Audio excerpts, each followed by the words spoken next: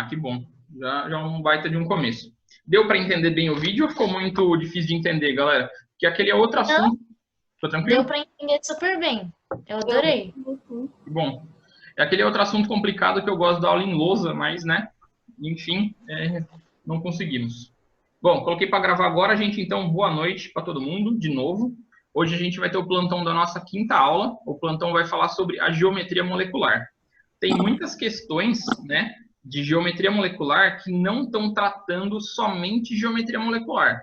A maioria delas está com um pezinho em ligações químicas e também está com um pezinho em interações moleculares. Ligações químicas, então, como eu comentei para vocês, foi o material que eu passei no plantão da aula passada, então se vocês quiserem dar uma assistida naquele plantão que eu tenho explicando sobre ligações químicas, ou o vídeo do Vlad, que também está no canal da Essência.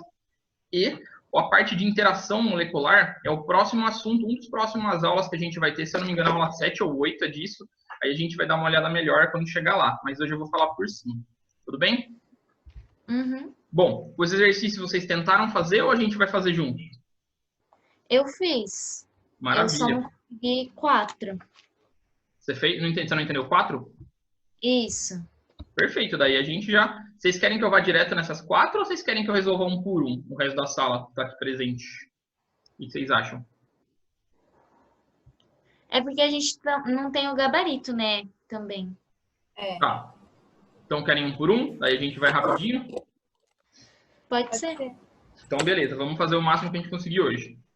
Bom, questão 1, então, gente.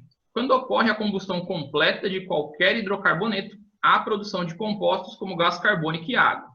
Acerca dessas substâncias, afirma-se que, número 1, as moléculas de CO2 e H2O apresentam a mesma geometria molecular. Bom, sobre essa afirmação, vamos pensar o seguinte. As duas moléculas têm 3 átomos, né? Então, a gente pode ter 2 tipos de geometria acontecendo. Ou a geometria linear ou a geometria angular. A única diferença de uma para outra é que para ter uma geometria angular, o átomo que está no centro, ele precisa ter elétrons livres. Então, se a gente for olhar o carbono, né, que é o átomo central do primeiro composto, ele está na família 4, então ele tem que compartilhar 4 elétrons, ele compartilha 2 com cada oxigênio. Então, quer dizer que no carbono não fica nenhum elétron livre. Então, a primeira molécula ela tem a geometria linear. A segunda molécula, por outro lado, que o átomo central é o oxigênio, esse cara está na família 6. Então, quer dizer que ele tem 6 elétrons em volta. E como ele só compartilha 1 com cada hidrogênio, ainda sobra nesse cara 4 elétrons, ou seja, 2 pares de elétron livre. Por isso, a água forma a geometria angular. Então, a geometria das duas é diferente. Essa afirmação 1 é uma afirmação falsa. Beleza? Uhum. Número 2. A temperatura de ebulição da água é maior que o CO2, pois as moléculas de água, na fase líquida, se unem por ligação de hidrogênio. Interação intermolecular extremamente intensa. Essa afirmação, galera, ela também usa um conceitozinho que eu comentei com vocês de... Perdão, aliás, observação. Minha filha tá chorando aqui no fundo. Desculpa, gente, talvez vocês ouçam isso hoje. Eu não tô torturando ela, eu juro. É que ela tá com cólica, tadinha. Bom, continuando. Como eu estava falando, então é verdade isso, tanto que o gás carbônico, né, o CO2, a gente já encontra ele em temperatura ambiente em forma de um gás, enquanto a água, a temperatura ambiente, ela está em forma líquida. Ela só consegue ter essa forma líquida porque a interação entre uma molécula e outra é muito mais forte do que a do gás carbônico. Então, essa segunda afirmação é uma afirmação verdadeira. Número 3. A molécula de CO2 é polar e a água é apolar. O que vocês acham dessa afirmação, galera? Vocês entenderam a parte da aula que eu falei sobre polaridade? Uhum. A de CO2 é apolar, né? Porque ela tá equilibrada. Exatamente, ela é apolar. E a da água, por ter elétrons livres no oxigênio, ela se torna, né, polar, porque daí no oxigênio, mesmo sendo o átomo central, aquele cara fica mais carregado de energia negativa, de elétrons. Então, o gás carbônico é apolar e a água é polar, é justamente o contrário do que essa afirmação está dizendo para a gente. Então, essa afirmação também é falsa. Nossa. Próximo, número 4. A temperatura de fusão do gás carbônico é maior que da água, pois, diferentemente da água, a molécula de gás carbônico apresenta fortes interações moleculares, por apresentar geometria angular. Já dá para a gente ver que é errada, porque já termina falando que o gás carbônico tem geometria angular. E a gente sabe que a geometria dele é linear. Então, essa afirmação também é falsa. Falsa. Próxima, vai falar sobre NOx, que também é um assunto que a gente não comentou ainda, né? E ele diz basicamente o seguinte: o número de oxidação no NOx do carbono na molécula é mais 4. Bom, para a gente lembrar disso, eu acho que vocês não vão lembrar, mas tem uma regrinha que a gente aprende no colegial que fala que alguns elementos têm um número de NOx fixo. Um desses elementos é o oxigênio. Sempre que o oxigênio aparece, o número de NOx dele é menos 2. Se eu tenho 2 oxigênios, o total de NOx desse lado da molécula vai ser menos 4. Então, o carbono, para balancear isso, tem que ser mais 4. Então, essa afirmação 5 também é uma afirmação verdadeira. Quais que seriam verdadeiras? A 2 e a 5. Portanto, a resposta é a letra E. Beleza? Uhum. Próxima, gente. 2. Um experimento simples que pode ser realizado com materiais encontrados em casa. É realizado da seguinte forma: adiciona-se um volume de etanol a um copo de vidro e, em seguida, uma folha de papel. Com o passar do tempo, observa-se um comportamento peculiar. O etanol se desloca sobre a superfície do papel, superando a gravidade, que o atrai no sentido oposto, como mostra a imagem. Para parte dos estudantes, isso ocorre por causa da absorção do líquido do papel. Do ponto de vista científico, o que explica a movimentação do líquido é a... Bom, de novo, essa é uma questão que fala sobre interação molecular, que é um assunto que a gente não viu. Mas só para entender, galera, quando a água ela está chegando no papel, a água não, o álcool, né? Quando ela está subindo no papel, ela vai ser atraída pela molécula do papel. É como se as duas moléculas tivessem polos opostos. Então, assim, o papel vai puxar a água. Como ele vai puxar com mais força do que a própria força da gravidade, então quer dizer que a água vai... Água não, né? Estou com água na cabeça. O etanol, ele vai acabar subindo sempre no papel. Isso acontece não somente no papel, mas também acontece com a água nas próprias árvores. As árvores conseguem puxar a água do solo, né, através das raízes, e mandar ela para as folhas lá em cima. Isso é um fenômeno que só acontece graças à interação molecular. O nome desse fenômeno é capilaridade. Portanto, né, a resposta dessa questão seria a letra D, que fala capilaridade nos poros do papel. Essa a gente tem que ter uma aula de interação química para poder explicar melhor. Tudo bem? Uhum. A Ariel disse que errou essa no Enem do ano passado. Então, por que ela pôs? Ela lembra? Não sei. Ela tem que digitar aí para ver. Verdade, Ariel, por que você não quer falar com a gente hoje? Libera o áudio aí. Ela disse que colocou A. Você colocou A? Agora achei. Verdade, não tinha visto esse áudio, perdão. Bom, a evaporação do líquido. Então, se o líquido evaporasse, Ariel, ele não ia necessariamente grudar no papel de novo, ele ia ficar na atmosfera. Então, a gente podia eliminar ela por causa disso, porque o papel fica realmente molhado. Diferença de densidade também não é, afinal de contas, a mesma substância, tanto a densidade da água acaba indo para o papel quando o papel fica molhado, então não é. Reação química eu sei que não está acontecendo, afinal de contas não tem nada mudando de cor, nem mudando de cheiro e nem liberando energia. E resistência do escoamento do líquido seria se fosse para baixo, mas como o líquido está subindo, então não tem resistência de escoamento. Mas, enfim, como eu falei para vocês, essa aqui é mais quase uma curiosidade do que uma questão mesmo. Uhum. Próxima, gente, 3.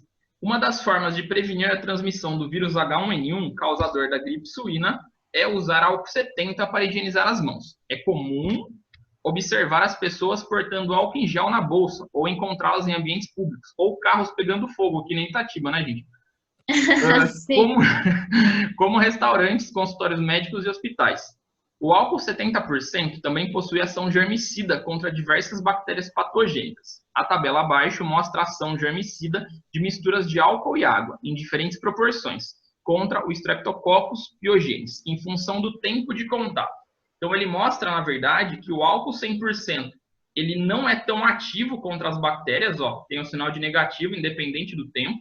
Então, o álcool puro, vamos dizer assim, não mata as bactérias do jeito que a gente imagina.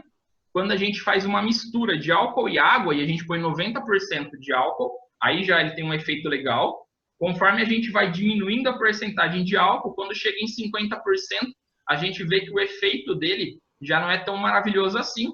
E quando ele abaixa para 40%, a gente percebe que ele não mata nenhuma bactéria mais. Tá todos os sinais de negativo.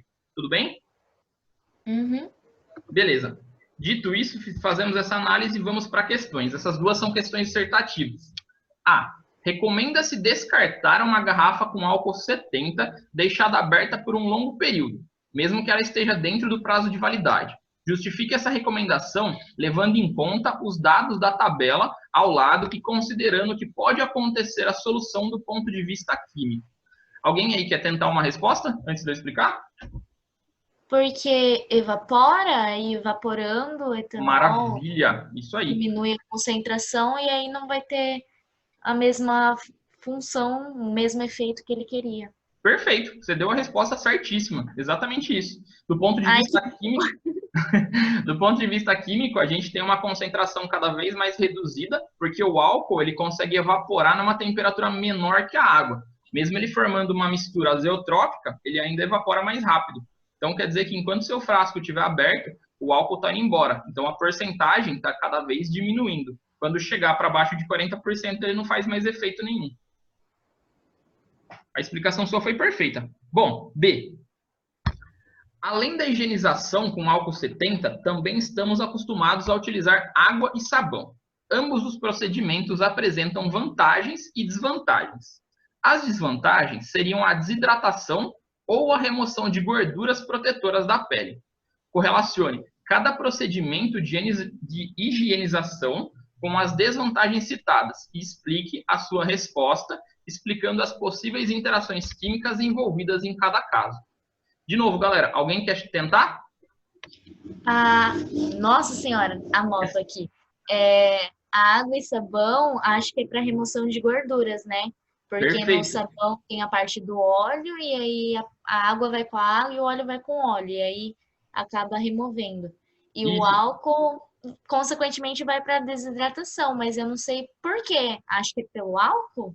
Então, na verdade, uma das maneiras, o professor de biologia vai saber explicar isso melhor que eu. Uma das maneiras que o álcool mata as bactérias é porque ele literalmente desidrata, né, a cápsula das bactérias, do vírus, alguma coisa assim. Ele rouba a água delas e aí elas vão morrendo por desidratação. Então, o álcool, toda vez que ele entra em contato com água em baixa quantidade, ele acaba reagindo com aquela água e arrancando aquela água do lugar onde ela estava. Então, quando a gente passa álcool na pele, ele vai removendo a água que a gente tem na pele e a nossa pele vai secando, vai ficando com aquele aspecto de ressecado, né? Que é muito comum a gente ver no frio. A minha esposa acabou de dizer que o álcool rompe a camada, é a cápsula, né?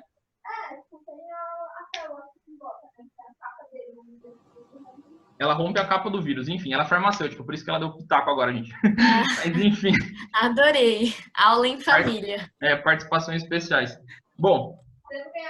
Ainda, tudo bem, então vou pensar no seu caso. Bom, continuando, gente. A resposta está certa. Só para complementar, você tinha falado que o detergente ele tem a capacidade de se ligar com as gorduras da pele e arrancar elas, isso é verdade. O nome disso é porque ele tem uma característica sulfactante, é um nome bem esquisito. Mas se Deus! Pois é. Se vocês ouvirem esse nome, significa que a molécula tem a capacidade de se ligar com substâncias polares e apolares também. A maioria dos sabões e produtos de limpeza tem essa característica sulfactante, tá? Seria uma curiosidade. Bom, tudo bem então? Deu para entender a B? Próxima? Sim. Bom, a 4 diz o seguinte: compostos contendo enxofre estão presentes em certo grau em atmosferas naturais não poluídas, cuja origem pode ser a decomposição de matéria orgânica por bactérias, incêndio de florestas, gases vulcânicos, entre outros. No entanto, em ambientes urbanos e industriais, como resultado da atividade humana, as concentrações desses compostos são altas. Dentre os compostos de enxofre, o dióxido de enxofre, o SO2, é considerado o mais prejudicial à saúde, especialmente para as pessoas com dificuldades respiratórias. Em relação ao composto SO2 e sua estrutura molecular, pode-se afirmar que se trata de um composto que apresenta, e a gente tem que completar. Bom, cada um deles ali, galera, está falando sobre o tipo de ligação, logo no começo da questão. Alguns falam ligação covalente, outros falam ligação iônica. Só para a gente lembrar, para ser uma ligação iônica, a gente tem que ter um metal ligado com um ametal da tabela periódica. E para ser uma ligação covalente, a gente tem que ter 2 ametais ligados. O oxigênio, eu acho que vocês estão careca de saber que ele não é um metal, né? Afinal de contas, a gente encontra ele como gás. Uhum. E o enxofre, por sua vez, ele também está no mesmo lado da tabela periódica, ele está exatamente embaixo do oxigênio, ele é da mesma família. Então, quer dizer que esses 2 caras, eles não são metais. Então, quando eu tenho a ligação de 2 ametais, eu estou fazendo uma ligação covalente. Com essa informação, eu já consigo eliminar a letra C e eu consigo eliminar a letra E. Beleza? Uhum. A segunda parte vai falar justamente sobre a geometria da molécula.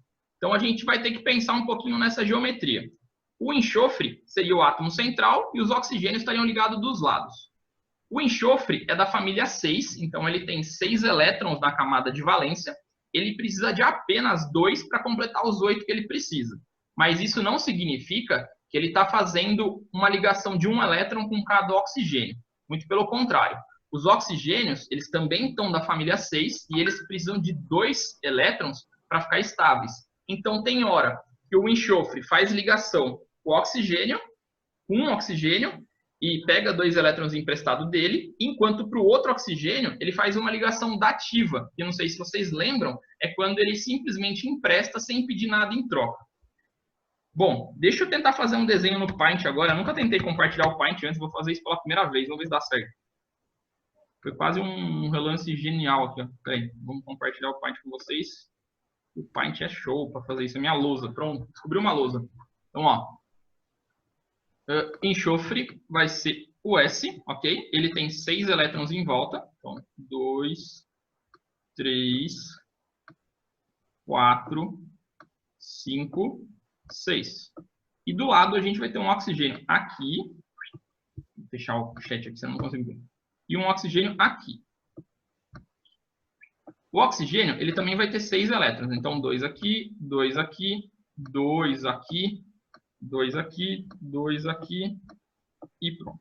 No outro, 2 aqui, 2 aqui, 2 aqui, 2 aqui, 2 aqui, 2 aqui. Perdão pela dificuldade, gente. O que acontece daí? O enxofre, ele vai fazer uma ligação compartilhando 2 elétrons do oxigênio para ele. Então, quer dizer que esse enxofre vai ficar estável, porque ele já tem os 8 elétrons que ele precisa. Esse oxigênio também vai ficar estável, porque ele tem 8 elétrons. Vocês mandaram alguma coisa no chat? Só porque eu fechei o chat? Ou não? Outro lugar? Não, disfarce. Perdão, gente. Então, ó, esses 2 caras estão estáveis. Só que esse oxigênio, ele precisa de mais 2 elétrons para ele ficar estável. Só que o enxofre não quer mais elétrons. Então, o que o enxofre faz? Ele simplesmente empresta os elétrons dele sem pedir nada em troca. Então, ele dá esse elétron emprestado para o oxigênio e esse elétron também. Assim, o oxigênio também ficaria com os 8 elétrons que precisa. Tudo bem? Visto isso, galera, dá para perceber claramente que ainda sobram, né, 2 elétrons do enxofre sem fazer ligação nenhuma. Isso faz com que o formato da molécula, né, como a gente tem elétrons livres no átomo central, a molécula vai ficar com um formato angular, geometria angular. Tudo bem? Uhum. Quando eu troco de tela, vocês veem o arquivo sendo trocado ou continua no Paint? A gente vê seu rosto. Ah, tá. Bom, agora vocês estão vendo um negócio, né? Uhum. Beleza. Então, gente, ó, então quer dizer que essa molécula, além de fazer ligação covalente, ela também é angular. Então, vamos ver o que tem. Ligações covalentes, polares, estrutura espacial angular. Logo de cara, a gente já achou a resposta certa, que é a letra A. Ok? As outras, ó, falavam linear, e eu sei que não é linear, e a outra piramidal, eu também sei que não é piramidal. Então, resposta certa, letra A. Próxima questão, 5. Tudo bem? Posso para a próxima, Laís? Pode. Pode. Beleza. A 5 diz assim: assinale a alternativa que apresenta compostos químicos que possuam, respectivamente, ligação covalente polar, ligação covalente apolar e ligação iônica. Então, ele quer basicamente uma molécula polar e uma molécula apolar covalente, e ele quer também uma ligação iônica que sempre vai ser polar. Então, quais que a gente tem aqui, ó? Para ser polar, né, na primeira que a gente precisa ter uma diferença de eletronegatividade. Então, vamos olhar. A água, galera, é polar ou apolar? Vocês lembram? É polar. Polar. Então, a primeira já daria certo. O tetracloro de carbono, que é um carbono no meio com 4 cloros em volta, ele vai ser polar ou apolar? Apolar. Exatamente. Se ele tem os mesmos ligantes iguaizinhos em todos os lados, ele sempre vai ser apolar, porque ele sempre parece estável para ser equilibrado na agulha. A mesma coisa acontece com o CH4. O CH4 tem 4 ligantes iguais, então se a gente tentasse equilibrar ele, ele ficaria equilibrado. Então quer dizer que esses dois seriam apolares. E o CO2, galera, vocês lembram se ele é o quê? Ele é apolar também.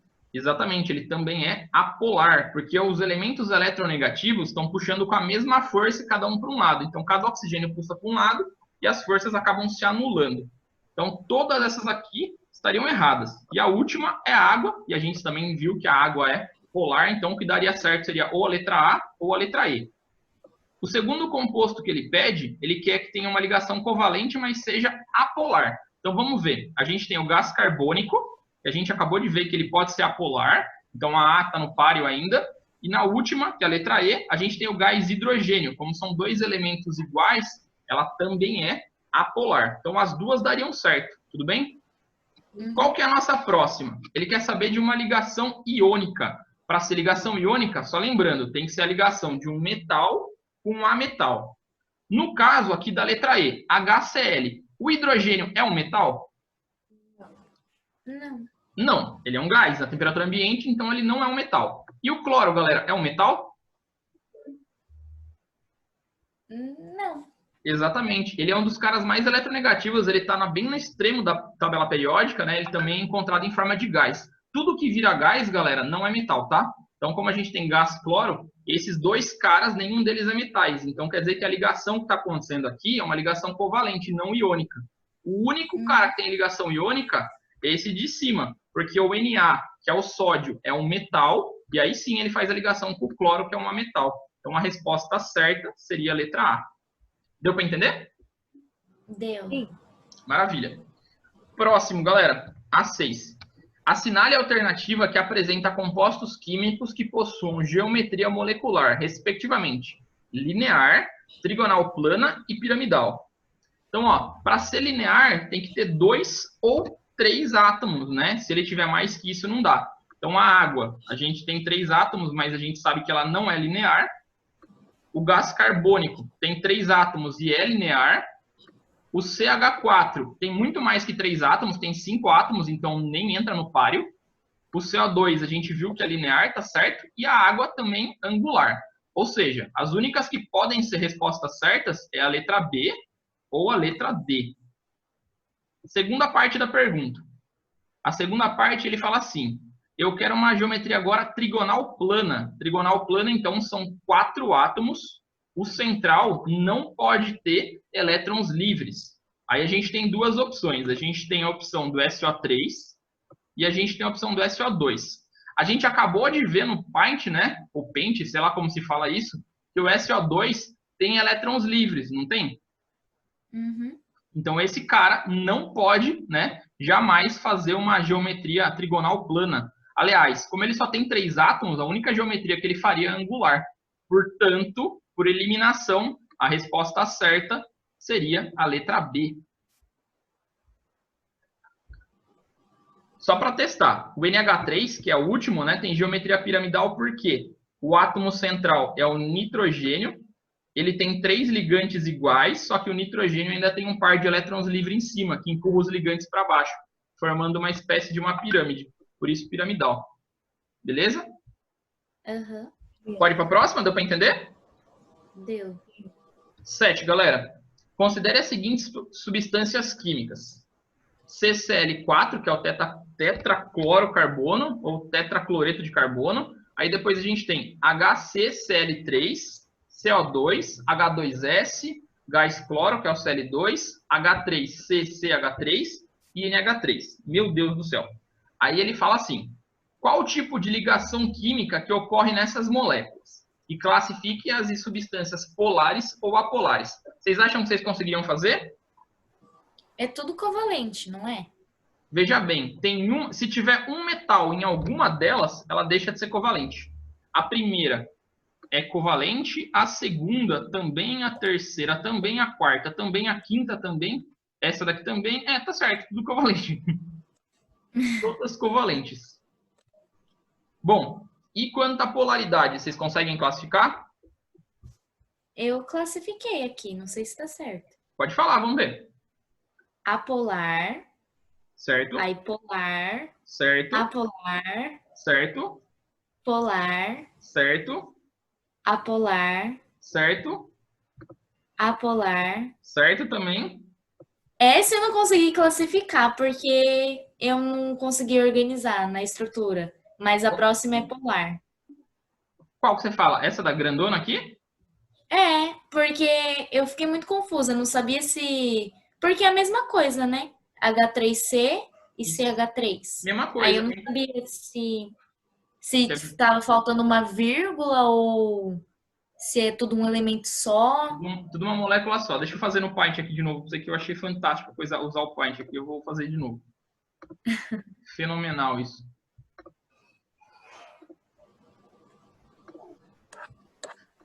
Então, ó, a gente vai ter um carbono, certo? Esse carbono está fazendo uma ligação covalente com o outro carbono. Ele está aqui. E aí, cada um desses carbonos está ligado com hidrogênio. Com ligação covalente também. Ah, tá. Vai ficar meio torto, mas a ideia é essa. Aí, se a gente tivesse que colocar ele na agulha, ele ficaria equilibrado certinho. Ipa, tem mais 10 minutos de aula. O Zoom acabou de... É hidrocarboneto, né? Então é apolar. Exatamente, falou tudo. É a mesma substância que é feita a gasolina, o petróleo. Então, se a gente equilibrasse esse cara aqui numa agulha, ele com certeza ficaria equilibrado. Então, ele é apolar. Beleza. Bom, galera, o resto do pessoal conseguiu entender? Ou vocês querem que eu faça um por um? Eu quero entender. Então tá. Então, Não, só para eu conferir aqui. Claro, posso sim. Eu só não sei onde eu coloquei agora o arquivo que eu estava mostrando do exercício. Ah, que abriu um negócio estranho aqui. Perdão, gente, tô tentando compartilhar de novo. Aqui. Então vamos lá. Recapitulando, ó. O tetraclorocarbono, que é o primeiro composto, ele vai ter no átomo central carbono e 4 cloro como ligante. Como os ligantes são exatamente idênticos, essa molécula vai ser apolar. No segundo caso, é muito parecido com o primeiro. A única diferença é que um dos ligantes cloro foi trocado por um hidrogênio. E como o hidrogênio ele é muito mais fraco, quer dizer que aonde tiver cloro vai ser muito mais negativo do que aonde tem hidrogênio. Por isso, essa molécula vai ser polar, a segunda. O terceiro é o gás carbônico. Como a gente sabe que os dois oxigênios que estão um de cada lado puxam com a mesma força, então quer dizer que essa molécula também é apolar. Agora, no ácido sulfídrico, que é o H2S, a gente sabe que o átomo central, que é o enxofre, vai ter 2 pares de elétrons livres. Então, quer dizer que o próprio enxofre, que é o átomo central, vai ser muito negativo. Então, ela vai ser polar por causa disso. O gás cloro, que são 2 elementos iguais ligados, ele também é apolar. Essa próxima aqui foi aquele cara gigante que eu desenhei no Paint agora, que eu acabei de mostrar para vocês, que como os dois lados da molécula são idênticos, ela também é uma molécula apolar. E por último, a amônia, né, que o átomo central é o nitrogênio e eles têm um par de elétrons sobrando, esse cara vai ser mais negativo do que os hidrogênios. Então, essa última molécula também é polar. Então, quem seria polar? O último, o segundo e o quarto. Só, o resto é tudo apolar. Beleza? Aham. Galera, A B eu não consegui. Então, a B cai naquele problema. Eu não expliquei isso ainda para vocês. A nossa aula que fala sobre isso, eu acho que é a 7ª ou 8ª. Então, vamos fazer o seguinte. Vamos deixar isso aqui, essa questão, e eu volto e respondo ela para vocês depois que eu der a aula. Fica muito mais fácil. Beleza, então vamos para a 8 agora. Saúde. Partículas microscópicas existentes na atmosfera funcionam como núcleos de condensação de vapor de água. Cadê? Perdi. Sob condições adequadas de temperatura e pressão, propiciam a formação das nuvens e, consequentemente, das chuvas. No ar atmosférico, tais partículas são formadas pela reação de ácidos, que é o HX, com a base NH3, que é a amônia. de forma natural e antropogênica, dando origem a sais de amônio, que é o NH4X, de acordo com a equação química genérica, essa daqui. Depois disso, ele fala: a fixação das moléculas de vapor da água pelos núcleos de condensação ocorre por... Então, ele quer saber como é que esse cara aqui, que é o núcleo de condensação, que é a parte final da minha reação, gruda com a água. Aí, de novo, galera, vai acabar caindo, né, numa questão de interação molecular, que foi o que eu não passei para vocês ainda. Mas, basicamente, pensando, como isso aqui é uma solução iônica, né, por causa que tem esse X aqui, que é um metal, e a gente vai ligar com a água, que é uma solução polar, a gente vai ter uma interação íon-dipolo. Íon, porque isso aqui é iônico, tá? E dipolo, porque a molécula da água é polar. Então, a resposta é a letra D. Mas é outra questão que eu prometo que eu volto para vocês quando a gente tiver essa aula de interações moleculares. Pode ser? Pode. Tem um monte de questão assim no meio que eu não sei porquê. Não fui eu que montei, juro. Próximo. Tem-se num becker uma mistura de areia. Considere apenas para areia a molécula SO2, que é a sílica. Água salgada, considere apenas NaCl em solução aquosa. E gasolina, que a gente considera apenas C8H18. Aí ele fala assim: redige um texto descrevendo a melhor maneira de separar cada um dos componentes citados da referida mistura, tendo em vista as seguintes informações. Primeira, métodos físicos utilizados e funcionamento detalhado de todos eles. Segundo, propriedades predominantes envolvidas em cada processo, utilizando a razão dessa escolha. E aparelhos e vidrarias necessários para utilizar cada método usado que ocorre em cada um deles. E aí, alguém se arrisca ou vou eu?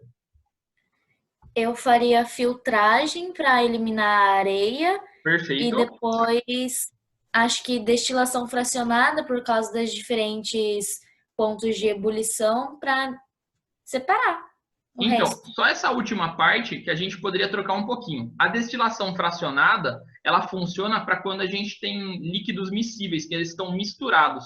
Mas como a gasolina é apolar e a água salgada é polar, então quer dizer que essas duas substâncias elas não misturam. Uma fica em cima e a outra fica embaixo. Eu achei que misturasse. Entendi. Bom, se misturasse, a resposta sua estaria certa. Mas como elas não misturam, a gente teria que usar uma técnica chamada funil de bromo ou funil de separação. Não sei se vocês lembram dessa técnica. Não lembro. É basicamente, deixa eu ver se eu acho uma imagem agora no Deus Google para mostrar para vocês. Gente, se tem alguém mandando uma coisa no chat, eu não consigo ver. É porque eu só vejo a mensagem e não sei se é em algum lugar. Então, rapidinho. Funil de separação. Como é que fica? Vamos ver se a gente acha uma imagem de funil de separação. Funil de separação, aqui, ó. Achei fantástico. Agora, cadê o zoom? Aqui. Compartilhar. Bom, é basicamente, galera, esse treco aqui, ó. Ele é um balão e tem uma torneira embaixo. Quando você coloca os dois líquidos ali dentro, o mais denso vai ficar embaixo, que no caso seria água salgada, e na parte de cima ficaria a gasolina. Aí o que a gente vai fazer? Abre a torneira. Quem que vai escorrer primeiro? Somente a parte de baixo. Quando a parte de baixo estiver quase totalmente escorrida, a gente fecha a torneira e fica só com a parte de cima. Então isso vai separar o líquido que não se mistura. Entendi. Certo? Então, a gente poderia fazer isso. A gente só pode usar esse processo graças à polaridade diferente das substâncias, sendo a água salgada polar e a gasolina apolar. Mas o resto da resposta que você colocou está certinho, é fazer a filtração. Alguém ficou com alguma dúvida nessa? Não. Não? Então tá.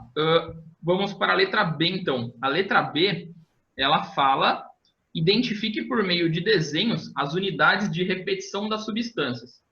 Eu acho que ele quer dizer com isso que ele quer que você identifique como é que ficaria uma mistura disso, certo? Então, se a gente fosse fazer um desenhinho, como é que ficaria nosso desenho? Ficaria a gasolina em cima, uma fase meio amarela em cima, uma fase mais transparente embaixo, que seria água com sal, e no fundo a gente teria uns floquinhos duros, que seria a areia. Agora, por que eles querem que a gente desenhe isso, eu não faço a menor ideia, mas enfim, né? Próximo, questão 10, gente. A questão 10, ela fala assim: o dióxido de enxofre, em contato com o ar, forma o trióxido de enxofre. Por sua vez, em contato com a água, forma o ácido sulfúrico. Na coluna da esquerda, abaixo, estão listadas 5 substâncias envolvidas nesse processo.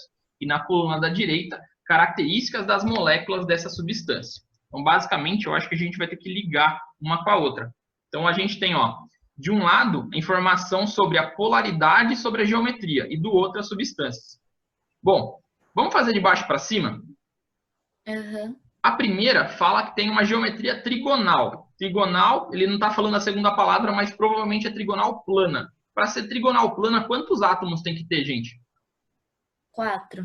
4. Qual que é o único dos compostos aqui que tem 4 átomos? O 2. O 2. Então, a gente já sabe que o primeiro vai ser 2, aqui de baixo, né? Depois, linear. Linear apolar. Para ser linear, tem que ter 2 ou 3 átomos. Então, a gente só pode ser ou o oxigênio, né? Ou a água, só que a água a gente sabe que é linear, então a gente já pode eliminar ela.